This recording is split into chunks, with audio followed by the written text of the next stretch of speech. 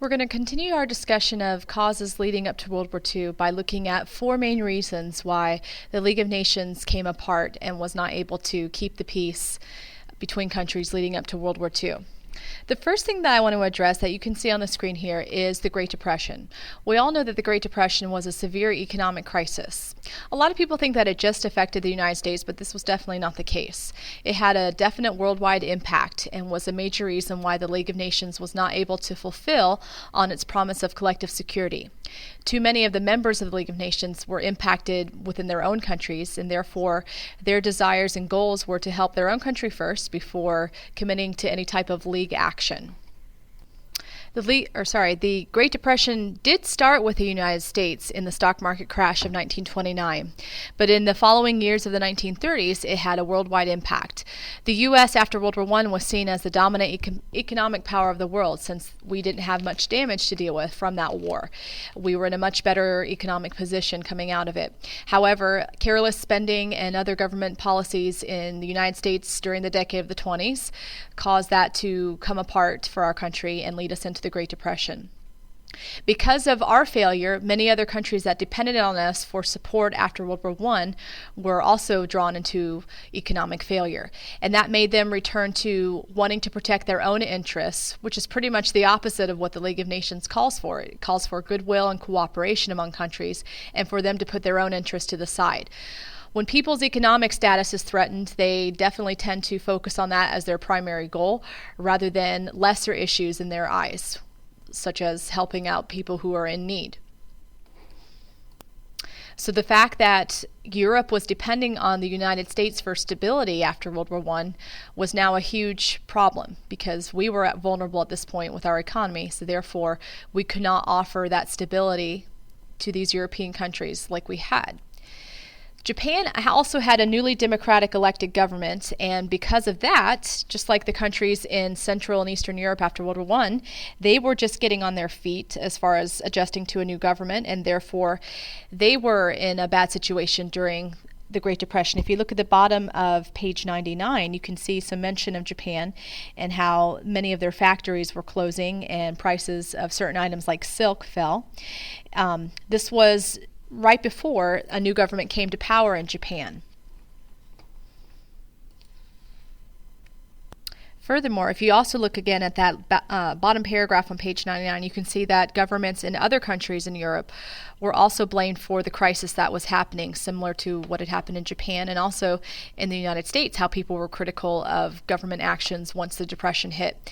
You can see these countries mentioned right here, which goes along with what's in the bottom of page 99, how people were becoming unemployed and the governments were having to borrow huge amounts of money.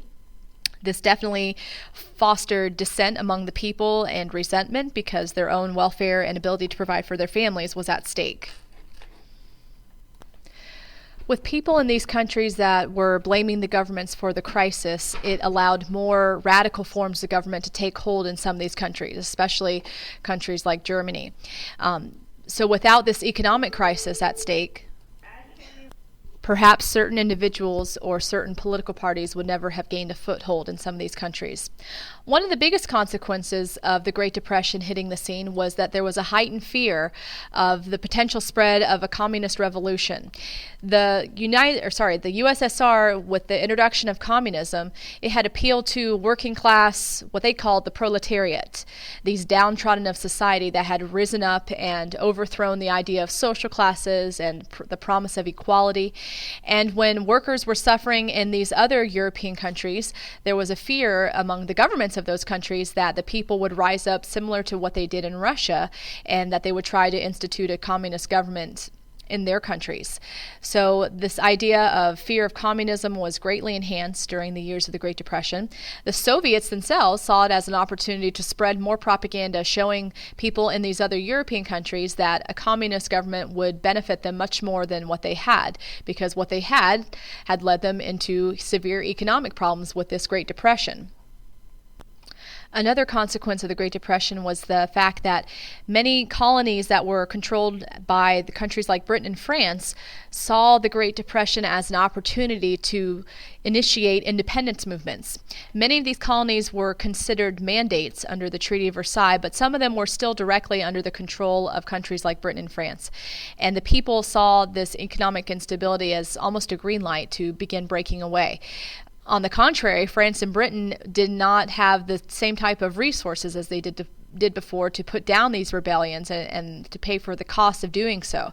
So this would lead later on to more and more colonies breaking free from the old empires of France and Britain, and that can be seen a lot more in the years after World War II when India broke away, which then also saw the emergence of Pakistan, and also countries like Vietnam when they broke away from French control in the 1950s.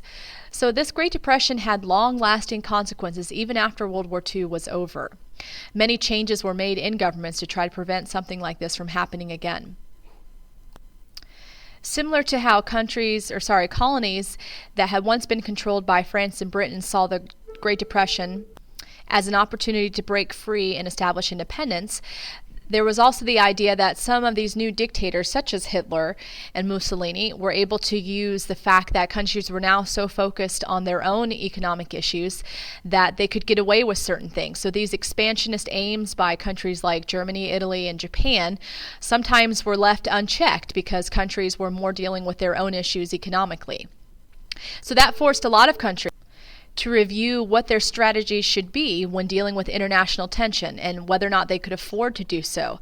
The United States further wanted to pull away. They had not been a member of the League of Nations at all, but they did try to inject themselves into certain situations in the 1920s before the Great Depression hit, such as the Ruhr Crisis. But once the Depression hit, many more people in the United States realized the benefits of isolationism and the government as well. So we further retreated into that mode.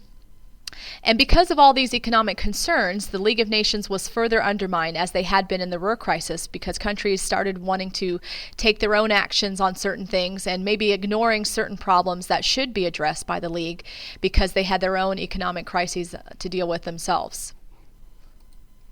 If you look on page 100, right before the section on the Manchurian Dispute, that last paragraph there really has a good summary of how the Great Depression specifically affected the League of Nations. We know that economic sanctions was one of their biggest tools, and because of changes that happened during the Great Depression, that was not seen as the best choice anymore, nor was military action. So this definitely gave green lights to many aggressive dictators. So if you look at that last sentence in that paragraph above the Manchurian Dispute, it says, economic sanctions were not palatable, and to take on aggressors by force was not, at least in the early 1930s when the Depression was tightening in its grip, a viable option.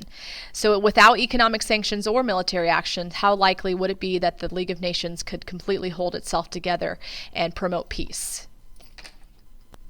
Let's look at the second of the four main reasons why the League of Nations came apart in the 1930s. And we've mentioned this already a little bit, the Manchurian Dispute. We mentioned it briefly in the Chinese Civil War unit that we did about Phase 1. And basically it was the first time a full-scale invasion into China by Japan, which led to the Sino-Japanese War that officially broke out in 1937. This was in 1931. The Japanese in the late 20s and early 30s, with some of the changes in their government, started to set out on empire expansion throughout the Pacific. It kind of goes back to the end of World War I when they had joined the Allies in hopes of gaining some colonial possessions that had been held by the Germans. That kind of set the beginnings of the desire to have an empire across the Pacific. So they invaded Manchuria in 1931, which is a northeastern province of China. The Japanese troops claimed, if you look at page 100 underneath the Manchurian Dispute, you can see that there were definitely some countries that already had a presence in Asia, in the area that Japan wanted to extend their empire into. And so this would be something that the Japanese would have to face, the idea that other countries were wanting to increase their influence and wouldn't want Japanese expansionism to exist. When the Japanese invaded Manchuria, they claimed that a bomb explosion was targeted against them. And they used that excuse as a reason to conquer the province of Manchuria itself. There's a lot of dispute as to who was actually responsible for this explosion, but most people agree that the Japanese planted the bomb and then used it as an excuse later on to do what they wanted. But the biggest issue here was the fact that one League member attacked another.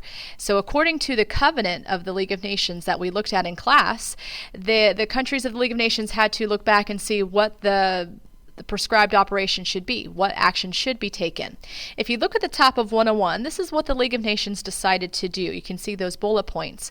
The first one says that the League condemned Japan's action and ordered them to withdraw their troops. The Japanese government agreed, but their army refused.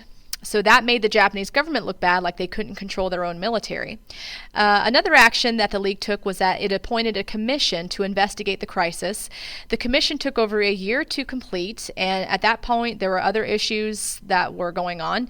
The commission did find the Japanese guilty of seizing China's territory, the Manchurian province, and so basically they believed that the Japanese had planted this bomb artificially in order to have an excuse. And then the third action is that the League accepted this report by this commission and instructed all of its members not to recognize the new Japanese state called Manchuria. It invited Japan to hand Manchuria back to China. So these were the actions that the League took. So Japan, being a member of the League of Nations, was expected to follow suit, but you can see that their response was definitely not that. They said that they were going to leave the League of Nations, and they said that League action and decisions were actually hypocritical because the fact that other countries had gotten away with stuff with China before, like the British. So this is basically the idea now that if you can see at that bottom sentence in that paragraph before the student study section on 101, that the new ideas embodied by the League represented a shift in international tolerance of this kind of empire building.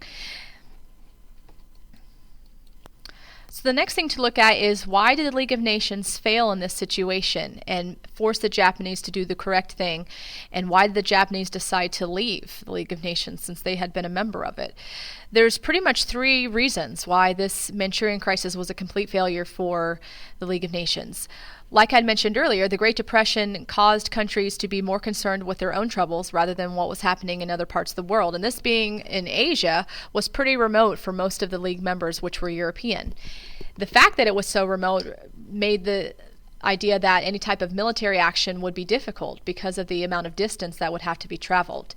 And again, reinforcing the idea that France and Italy, which were key members of the League of Nations at this point, didn't want to take action against Japan because they were occupied with what was going on in Europe at the time. So they didn't want to commit resources and troops to any type of Asian issue. The significance of this event pretty much shows that the League of Nations was starting to come apart. It showed that the League would not follow through with collective security because they did not go after Japan and try to force them to comply. The Far East now, because of the fact that European countries didn't want to send resources or troops that far away, showed that maybe things could happen in here that would not be affected by collective security because of the distance.